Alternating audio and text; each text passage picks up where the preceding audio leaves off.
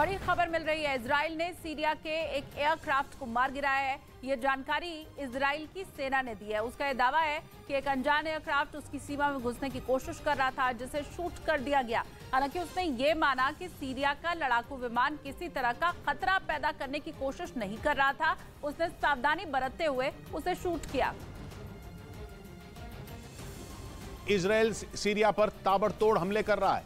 पहले उसने सीरिया पर बम बरसाए, फिर उसके लड़ाकू विमान को मार गिराया, जिसके बाद इजराइल और ईरान मरने मारने पर उतारू हो गए। क्योंकि इजराइल और ईरान वैसे भी बारूद के ढेर पर बैठे हैं।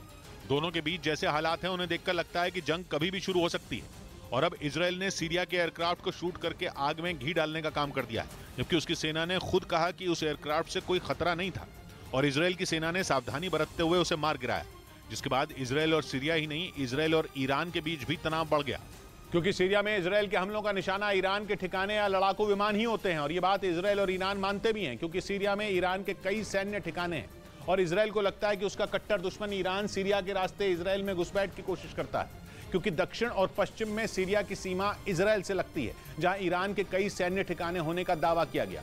यही वजह रही कि इजराइल ने जैसे ही सीरिया के होम्स शहर पर हमला किया, ईरान तिलमिला उठा। होम्स सीरिया के बीचों बीच बसा शहर है। इसे 2011 में बशर अल असद सरकार के खिलाफ हुए विद्रोह का केंद्र माना जाता है और इजराइल ने सीरिया के होम्स शहर की कई जगहों पर हवाई हमले किए।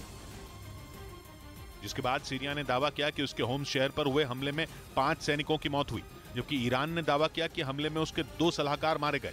ईरान ने दावा किया कि इजराइल ने पिछले हफ्ते सीरिया पर 3 बार हवाई हमले किए और पूरे मार्च में उसने सीरिया में 6 बार एयर स्ट्राइक की।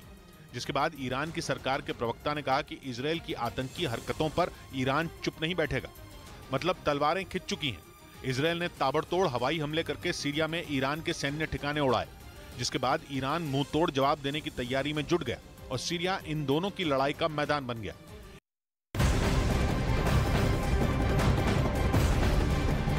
उधर बड़ी खबर मिल रही है। इजराइल ने सीरिया के दमिश्क इलाके में मिसाइल से अटैक कर दिया, लेकिन सीरिया की मीडिया ने दावा किया है कि इन मिसाइलों को इंटरसेप्ट कर दिया गया।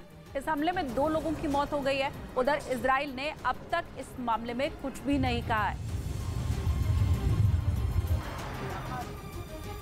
बम ब्लास्ट में रूस के मिलिट्री ब्लॉगर की मौत हुई हो, लेकिन यह हमला सिर्फ उन पर नहीं था। वो तो बस मोहरा थे जो यूक्रेन और रूस की लड़ाई में बलि का बकरा बन गए।